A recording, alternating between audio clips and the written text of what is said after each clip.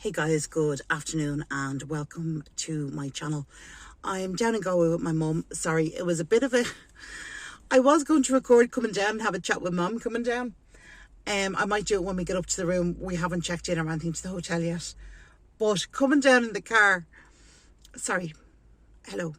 How are you? My name's Orla. You alright? Good.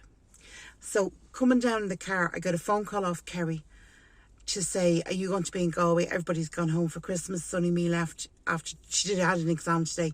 So I was like, yeah, make your way to the hotel. I'll meet you in the hotel and then I'll drop you to the bus. Fine.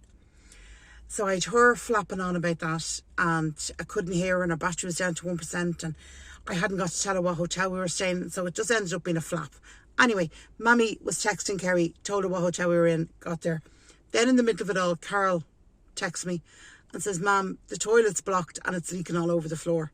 So I was trying to talk him through using a plunger to unblock the toilet all the time, trying to find Mammy's the place Mammy got her MRI done because we had to get the report and the disc off them.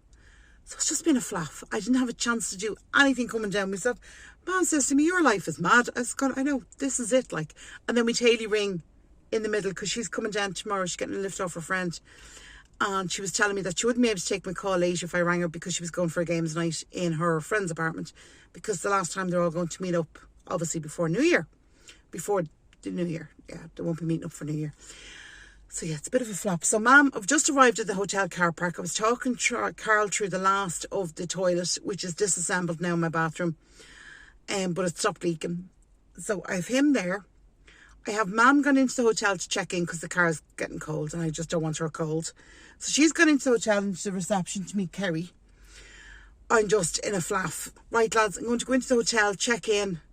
I'm going to get a cup of coffee. I feel like I need a cup of coffee. I'm feeling so drained after that trip down because everybody was on the phone. Right, go on. I'll talk to you in a minute. Let me get a coffee. There's my little elf. Beavering away. Beavering away over there. Doing all my work. Doing all your work, earning your keep. Oh yeah. Doesn't feed me if I don't. I don't feed you if you don't earn your keep. Yeah. Oh, I know, isn't it a hard life you have, Mrs. Oh yeah.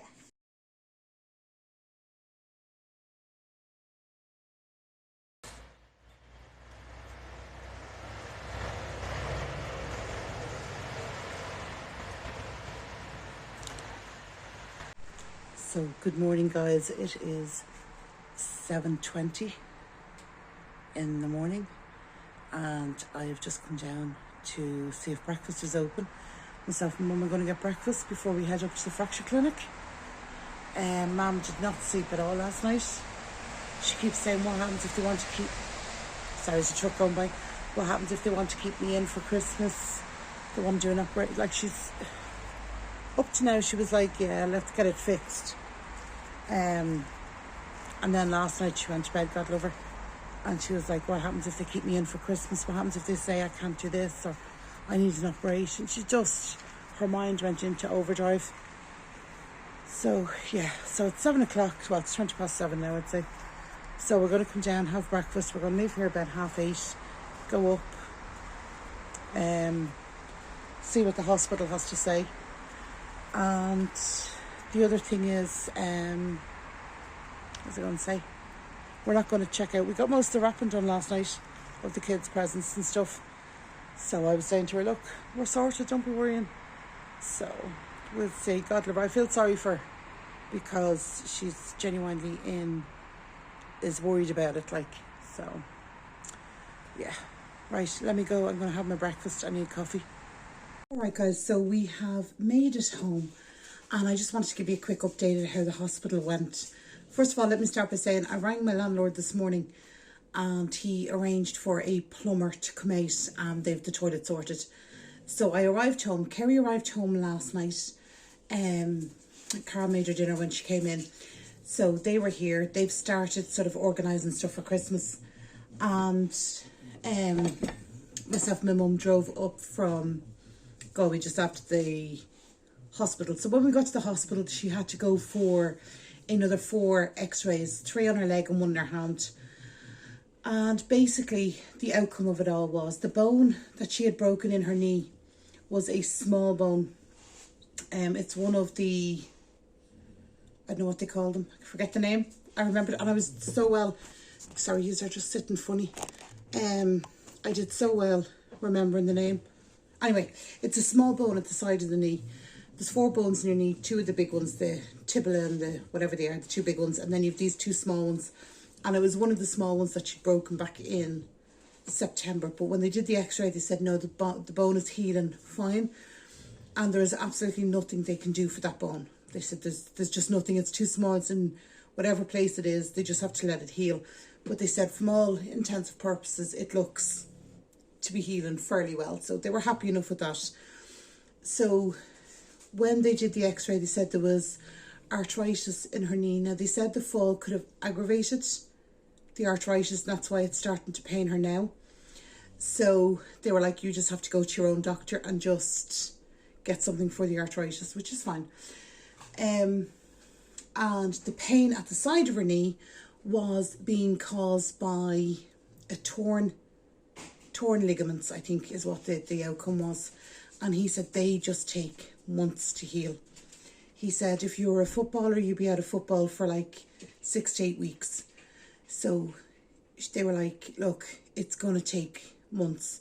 They said 5, 6, 7 months to heal. But he said, if it makes you feel better, put a brace on your knee.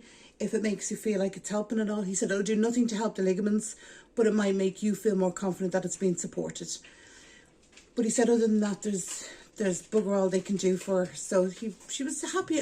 She was a bit disappointed that there wasn't something they could do, but then she's happy enough because she can still function and keep going on. So she's in great form. She is currently matching socks. Her favourite pastime. So yeah, so that's the update. I didn't mean to leave you hanging last night on the video last night. I know I was a bit ranty, but